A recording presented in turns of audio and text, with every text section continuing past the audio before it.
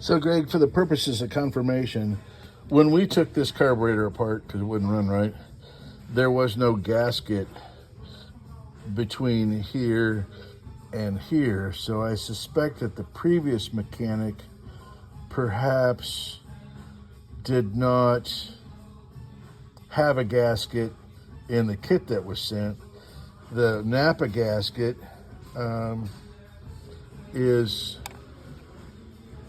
does not cover this obvious passageway that it must have some kind of a purpose, and it shows two gaskets in the kit or in the instructions, but only one gasket was supplied.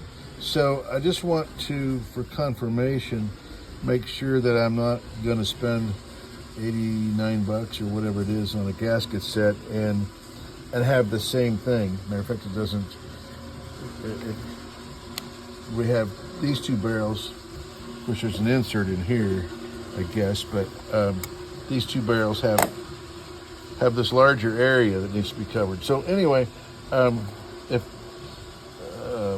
if you would assure yourself, so that you can assure me that we're going to have the correct gasket in it for this base before you send it, I'd really, really appreciate it. Thank you, sir.